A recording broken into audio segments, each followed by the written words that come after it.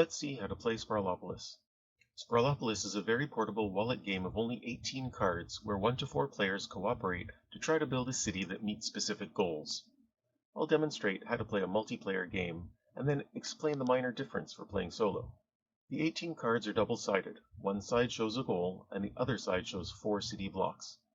Goals are sequentially numbered from 1 to 18 and show conditions for earning points. City blocks are color-coded to indicate their zoning type: green for park, orange for residential, blue for commercial, and gray for industrial. Each card has 1 block of each zoning type. All zones except parks have a road going through it. Some cards have 1 road, while others have 2.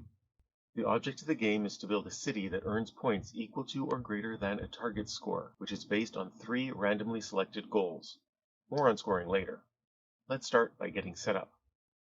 Start by shuffling the deck.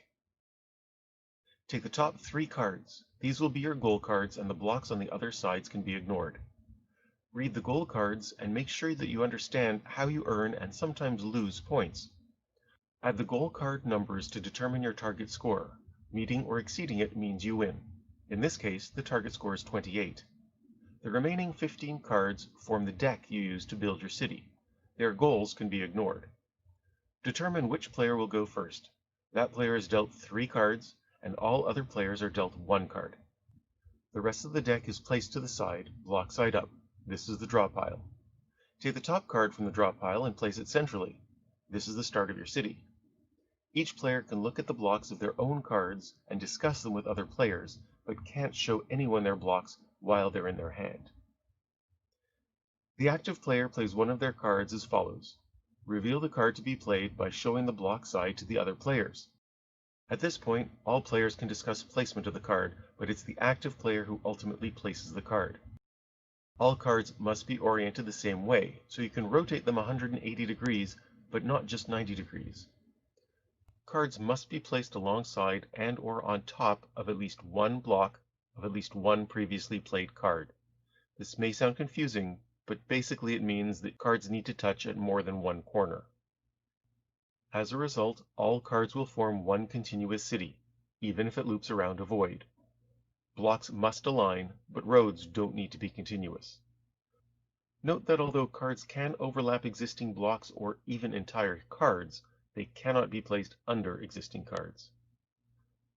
After playing a card, the active player passes their remaining cards to the left, the next active player, and draws 1 card from the draw pile if available. Play continues until all 15 cards have been played. At this point, it's time to determine your score. Look for the largest group of continuous blocks of each zone type.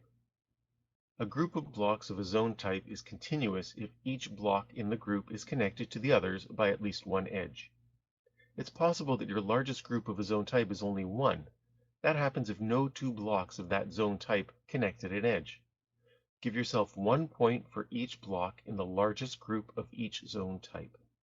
In this city, the largest groups of blocks are 4 for parks, 2 for residential, 2 for commercial, and 5 for industrial. At 1 point per block, this adds up to 13 points. Count the number of roads in your city and subtract 1 point from your score for each. Note that a long road that traverses many blocks or many cards still counts as only 1 road. In this city, there are 7 roads, bringing our score down to 6. Now look at the 3 goal cards that you took at the beginning of the game. Determine how many points you score or lose for each one based on the criteria of the card, and adjust your score accordingly. In this case, goal number 4, Block Party, adds or subtracts points based on the number of 2x2 blocks of the same zone type. There are 3 2x2 blocks, giving us 1 point, increasing the score to 7 points. Still a ways to go to get to 28. Goal 10, the Strip, gives 1 point for each commercial block in 1 row or column. In this city, the most commercial blocks are in the second to last row. There are 4 of them, which increases this city's score to 11. The last goal number, 14, Looping Lanes, gives 1 point for each road section in any and all road loops. There's only 1 loop here, but it has 22 sections, which boosts the final score to 33 points. Since it's equal to or greater than the sum of the goal card numbers, 28, we win. If it hadn't been, we only need to gather the cards and shuffle them to try again. Solo play is identical to the multiplayer version, but since you're the only player, you don't need to pass your cards each turn. Just draw a card if available after playing your card. I like this game because it is extremely portable, has a relatively small footprint, plays quickly, and is easy to learn and play. Each time you play, you'll be choosing 3 random goals from the 18 cards, which allows for variety and greater replayability. It's an inexpensive, lightweight filler game that doesn't require a large investment in time or space. I expect that it will be in my collection for a long time and get played regularly.